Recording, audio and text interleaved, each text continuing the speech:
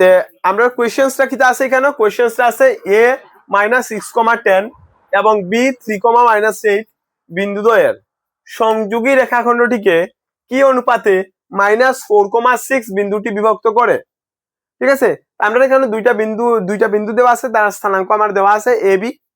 আর কইছি যে এই a b সংযোগ করার পরে যেটা আমরা রেখাখণ্ড পাইমু, এই রেখাখণ্ডে একটা বিন্দু যার স্থানাঙ্ক দেওয়া আছে -4,6 কইছে এইটা তারে বিভক্ত করে দে, মানে ভাগ করে দে, টুকরা করে দে। তো কইতে গেলে কি অনুপাতে আমার ছেদ বিন্দুর স্থানাঙ্ক দেওয়া আছে, কিন্তু কিটা করতে লাগবো এই ছেদ যে হইছে বা ছেদ বিন্দুটার গঠনে যে হইছে তার অনুপাতটা কি বার করে দিতে বলেছে। ঠিক না কথা? তা আমরা দেখিলে কি তাইব যে সলিউশনটা কি তাইব,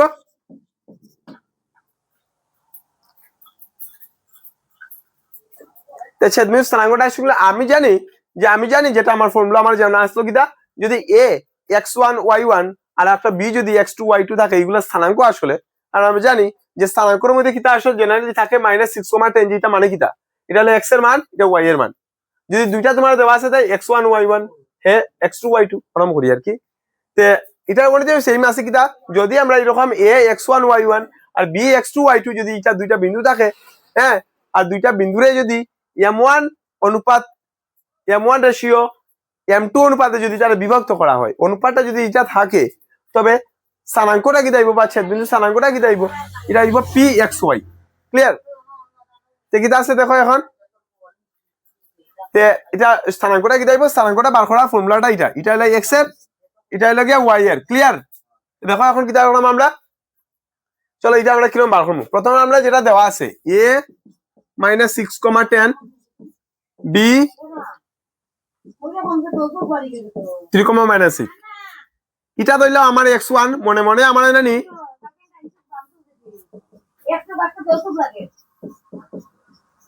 মনে মনে এটা তোমরা জানিয়ে রাখিও কোনটা x1 x2 কোনটা y1 y2। যদি এটা জানো তো তোমরা কি করবা যে তোমরা একটু করতে একটু হেল্প হইব।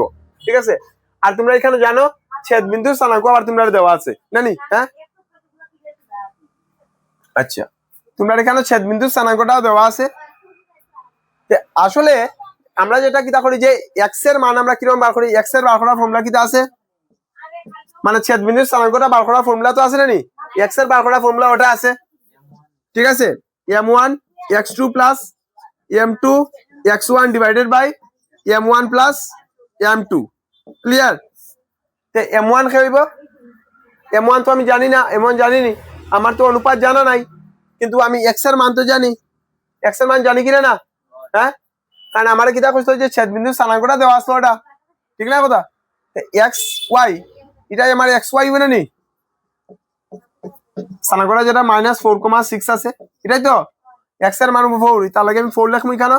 m1 জানি না, x2 কত আসলো আমার এখানে, x2 3, m1 এর লগে 3 পুরো নিব না নি, বুঝানি কিটা, m1 x2 মানে কিটা আছে পূরণ আছে তার মধ্যে, প্লাস m2 ও জানি না, m2 ইনটু x1 কে আছে -6 আছে, m1 প্লাস m2 সেম থাকি যাব।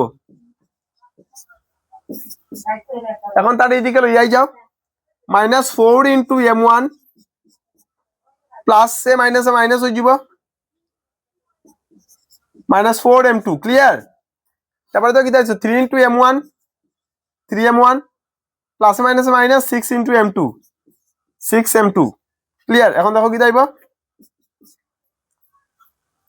-4m1, এটা মাইনাস প্লাস ওদিকে যাব মাইনাস হইয়া 3m1 ইকুয়াল টু -6m2, এটা এদিকে যাব প্লাস হইয়া 4m2। ওকে, ওদিকে দেখো -7m1 আছে ইকুয়াল টু এটা কি তাই যাব প্লাস মাইনাস মাইনাস 6 থেকে 4 গেলে 2m2, বড় সংখ্যাটা মাইনাস। ক্লিয়ার হয়ে যাব?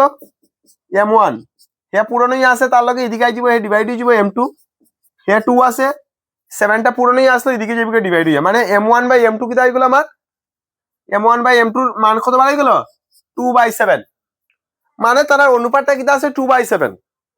তে তুমি যদি দেখতে চাও যে এটা ভেরিফাই করি এটা রাইট আছে কিনা না, তো তুমি y স্থানাঙ্কের মধ্যে তারা বই দাও, তুমি y স্থানাঙ্কের মধ্যে বই দাও। y এর ফর্মুলা কিটা আসলো m1 y2 plus m2 y1 divided by m1 plus m2। Clear?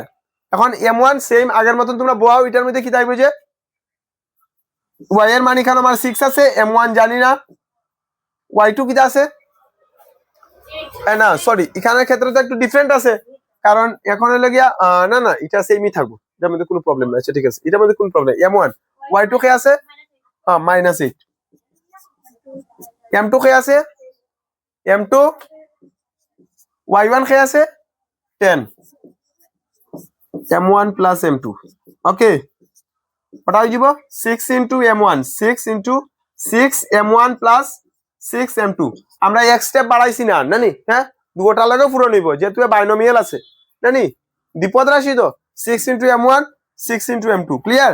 এখন দেখো -8 into m1 মানে -8 m1 plus 10 into m2 10 m2 ওকে। এখন চলো m1 আলা লইয়াই যাই, মানে লাইক টাইম লইয়াই যাই, এদিকে 6 m1 মাইনাস ওদিকে আছে প্লাস হয়ে যাব 8 m1 ওকে, এদিকে থাকে যাব 10 m2, এদিকে প্লাস m2 আর 6 m2 আছে, ওদিকে যাব গিয়া -6 m2, 6 R 8 A 14 m1 equal to 10 - 6 4 m2 ওকে হয়ে গেল। এখন দেখো m1 আর m2 টা ওদিকে লইয়াই যাই, 4 ওদিকে থাকি গেল আর নিচে থাকি গেল 14, দুই নামে করে 30 দিমু 2 দুগুণা 4 7 দুগুণা 14, মানে m1 বাই m2 কিটা বাড়ে গেল 2/7 হয়ে গেল। তো মানে দুই দিকের ক্ষেত্রে রাইট আছে।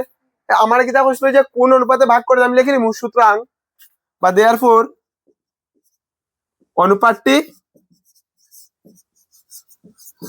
অনুপাতটি হবে কি 2:7। ক্লিয়ার নি, বুঝা গেছে, ইজি আছে, ঠিক আছে জলদি করো।